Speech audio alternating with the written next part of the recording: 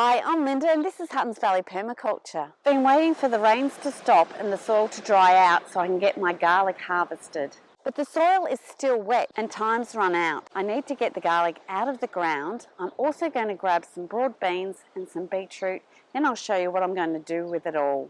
Last year I really harvested my garlic a bit too late and a lot of them had started to crack. In this garden I'm not sure what's happening, but they might be rotting. So I really need to dig these up and get them out of this damp soil. First up, I'm going to move this, what I thought was a Swiss chard plant, but on further inspection, perhaps it's a beetroot. I'm just going to get all of this and feed it to the chickens so that I can rescue my garlic that's hiding all underneath. Whoa. Hard to believe how big some plants get.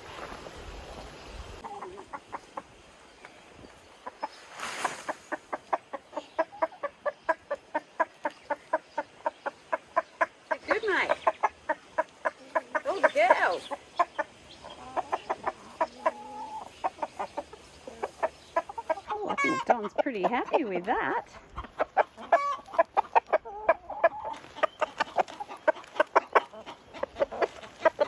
That big beetroot plant flattened this garlic, which is one of the reasons I want to get these garlics out of the ground. All right, we're going to get started down this end and see how we go.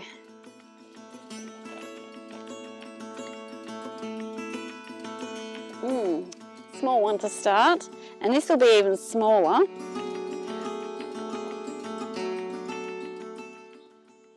I've planted a couple of different varieties. There's a white variety and the purple, but I'm pretty hopeless with remembering the names of the things I plant. They were varieties that I had left over from last year, so I can't quite remember what I had. Because of the wet soil, this is clinging a lot to the roots. I'll kind of just rub that off, but I'm not going to wash it. I'm just going to let that cure, and then all that dirt should brush out once it's all dry.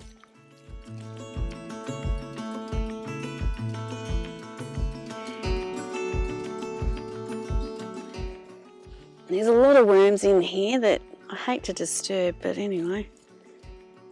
Like my potatoes, I hope one day to grow all of these crops so that they're in a good organic layer on top, so I'm not disturbing this soil as much.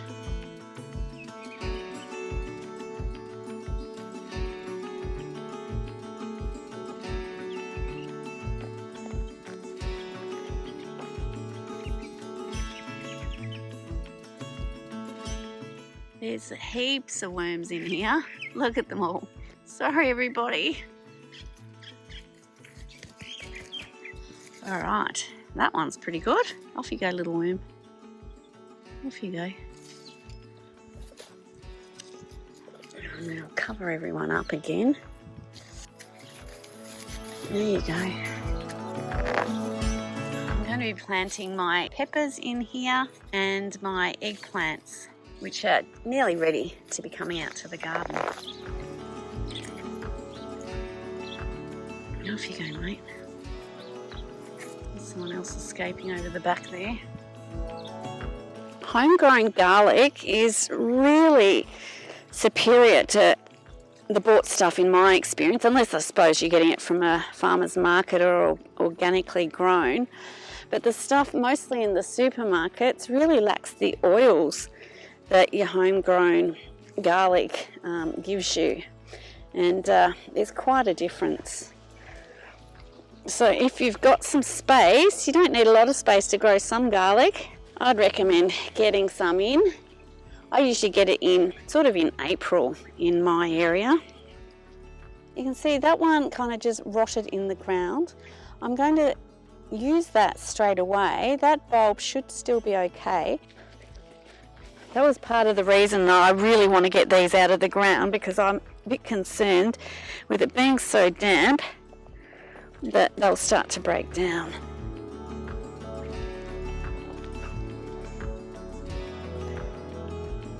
Sorry worms, sorry everybody.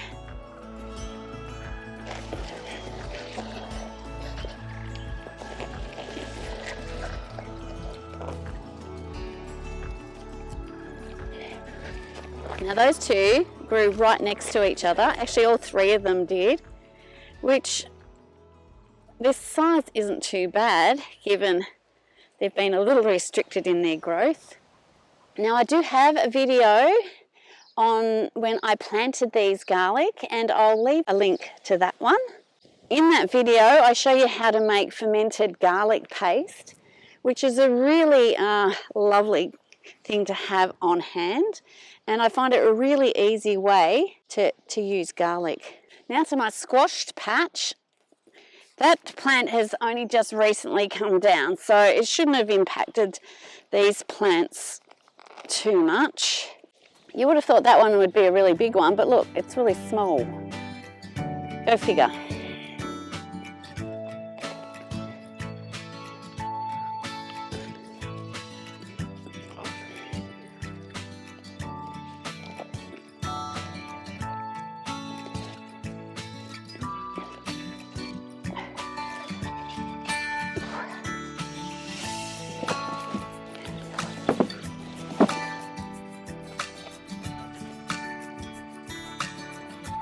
The white ones certainly aren't as big as the purple variety.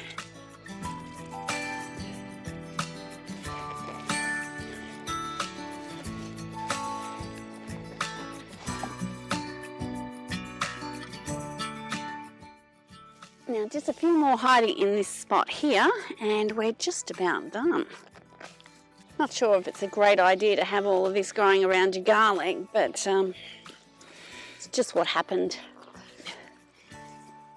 They're quite small, which might be what you expect if you're growing too many plants around the garlic.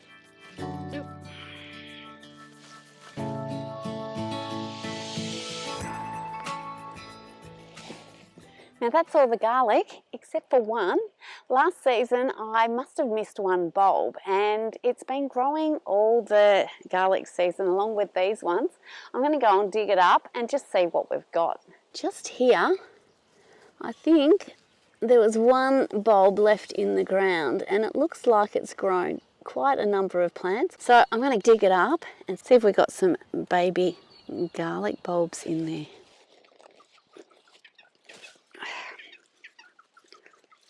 Wow, I've got massive root ball, but look at that.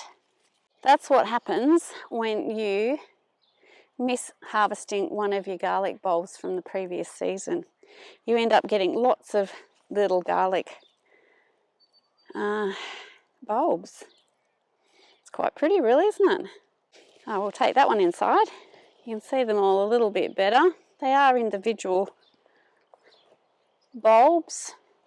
That's with the soil off it, and we'll return the worm to its home. Come on mate, where are you? Oh, we've got a few worms in there, so we might break this apart. Okay, there we go. Now that we've got all the garlic harvested, let's go and grab those beetroot and broad beans. Now it's not long before I need to get my tomatoes into this bed here, and I've just grown a lot of these crops as intermediary crops just while we wait for the season to warm up a little bit. A lot of the beetroot are ready to go, so I'm going to grab those out and we'll take them to the kitchen and process them. So we've got quite a number that are a good size. Most of them are the Chioggia variety. We've got still some that need a lot more growing, and I'm happy to leave those beetroots in the ground for as long as they need. These two, well, we could probably take that one and leave the other one in the ground. That one over there is a really nice size, so that'll be heading in. We've got one beetroot plant there that's kind of really found its way. It's barely in the ground, but it's still growing really well there. Some more Chioggia there. The golden beetroot seems to have taken a little bit longer to get going, so I'll leave those in for a bit longer. And look at this beautiful zinnia flower. That's my first zinnia flower that I've managed to grow. I'll just start down this end and just take what's ready to come out and get ready for these tomatoes. Yeah, I might as well take that one as well. So there's our first two.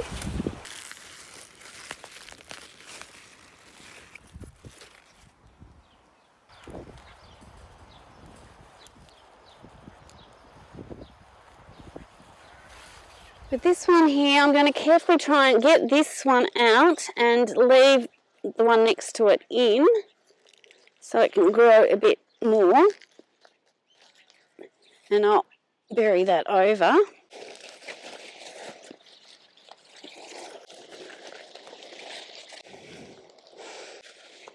Just this last one to get. And we've got our beetroot. Now the greens are also a fantastic thing to take to the kitchen. I chop that up and put that in my zucchini slice or saute that up with my omelettes in the morning. The last thing we're going to grab today is some broad beans. You can see these beans are getting quite large now, which is the size that I like to grab them for when I'm double potting. And I just like to eat the bean that's inside this pod and its skin. So that's what I'm going to do with these today. I'll grab what's a good size and then take them into the kitchen for some processing. They've all fallen in on each other, so it's a bit hard to actually grab them.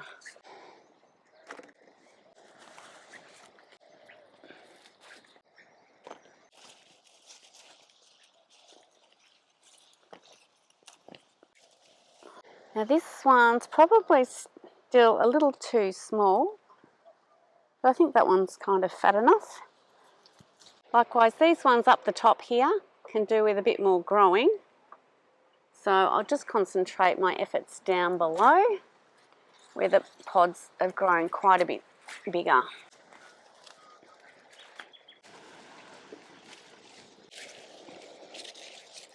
I think that's enough broad beans for the moment. I'm going to take that and the beetroot to the kitchen. But first we're going to head into the carport and put out the garlic to start the curing process.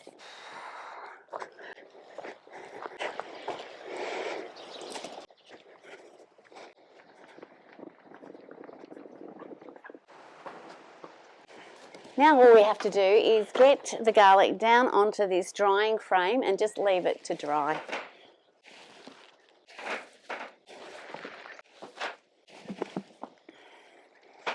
I'll just spread them out on here a bit, just so that they're not too close and they dry a lot quicker.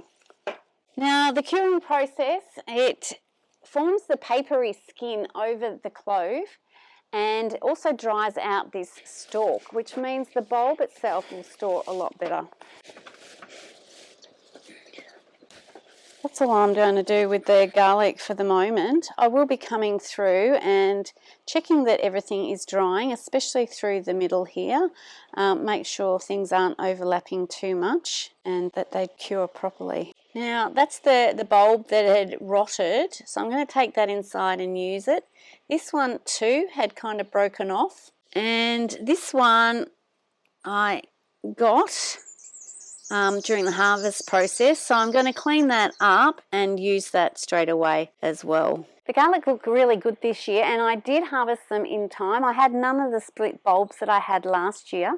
If you want to see my garlic harvest last year, I'll leave a link for that. And you'll also see me making some beautiful garlic powder. I'm going to head to the kitchen. The beetroot are going to turn into beetroot chips because I've got lots of pickled beetroot at the moment.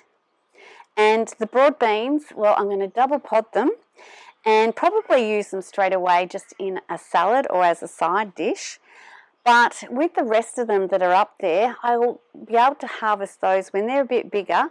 And I usually double pod them and then put them into little cubes and pop them in the freezer for future use.